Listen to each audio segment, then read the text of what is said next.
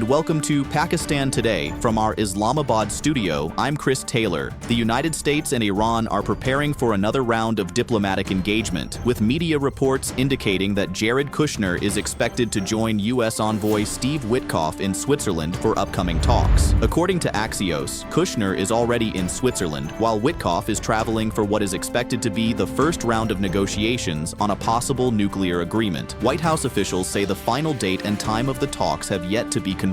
U.S. Vice President J.D. Vance and Iranian Foreign Minister Abbas Araghchi are also expected to participate. Meanwhile, President Donald Trump praised Pakistan's leadership, describing Prime Minister Shehbaz Sharif and Field Marshal Asim Munir as strong leaders. Trump said Pakistan played a constructive role in facilitating dialogue with Iran and also thanked Chinese President Xi Jinping for keeping China out of the conflict. In another development, former U.S. President Barack Obama has criticized Donald Trump's Iran policy, arguing that the regional situation has deteriorated. Speaking to NBC, Obama said many lives had been lost and that the Middle East appears to have returned to a more dangerous environment. He welcomed the current ceasefire and expressed hope that it would hold.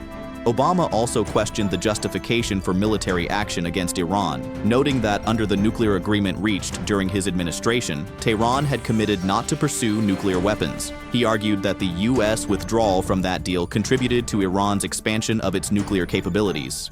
Pakistan's Interior Minister Mohsin Naqvi has arrived in Iran, according to Iranian state media. During the visit, he met senior Iranian officials to discuss developments related to a potential U.S.-Iran peace agreement. Talks focused on regional stability and ongoing diplomatic efforts between Washington and Tehran. The visit comes as preparations continue for further negotiations on key strategic issues between the two countries. Pakistan's role in recent diplomatic efforts has also received recognition from Central Asia. Uzbekistan's Foreign Minister Bakhtiyor Saidov praised Pakistan during a telephone conversation with Deputy Prime Minister and Foreign Minister Ishaq Dar. According to the Foreign Office, Saidov commended Pakistan's contribution to facilitating the U.S.-Iran understanding and praised the leadership of Prime Minister Shehbaz Sharif, Deputy Prime Minister Ishaq Dar, and Chief of Army Staff Field Marshal Asim Munir. Both sides expressed hope that the Memorandum of Understanding between Washington and Tehran would promote long-term peace, stability, and prosperity across the region.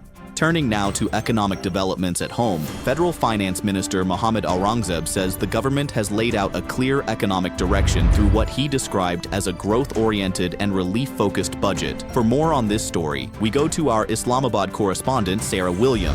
Thank you, Chris. Finance Minister Mohammad Aurangzeb told the National Assembly that digitization and AI-based reforms are expected to reduce discretionary powers and improve transparency across government systems. He said lawmakers' recommendations were incorporated into the budget process and rejected allegations of inconsistencies in official financial documents. The minister highlighted positive economic indicators, including a current account surplus, rising IT exports, and stronger remittance inflows. Aurangzeb also emphasized export-led growth and tax reforms as key priorities for the government moving forward. Back to you in the studio. Thank you, Sarah William, reporting from Islamabad. The privatization process of Pakistan International Airlines has now entered its final phase. Sources say the transfer of the national carrier to a new buyer is expected by the end of this month. Officials confirmed that all domestic and international approvals, regulatory clearances, and required no objection certificates have been completed. The successful bidder has already signed the share purchase and subscription agreement. During the first closing stage, the buyer is expected to deposit the remaining payment, after which approximately 85 billion rupees will be transferred. Shares and administrative control of the airline will then formally pass to the new owner. The Privatization Commission says efforts are underway to complete the process before the end of June. And finally, at the FIFA World Cup 2026, Algeria has filed an official complaint with FIFA following its 3-0 defeat to Argentina. According to reports, Algeria's protest centers on a first-half incident involving Argentina captain Lionel Messi and Algerian skipper Issa Mandi, where no disciplinary action was taken. Algerian officials also raised concerns about an alleged elbow challenge by Alexis McAllister on Ibrahim Maza that went unpunished. Messi later scored a hat-trick to secure Argentina's victory. The complaint has triggered renewed debate over refereeing standards and consistency at the tournament. That's all for now. You're watching Pakistan Today. I'm Chris Taylor.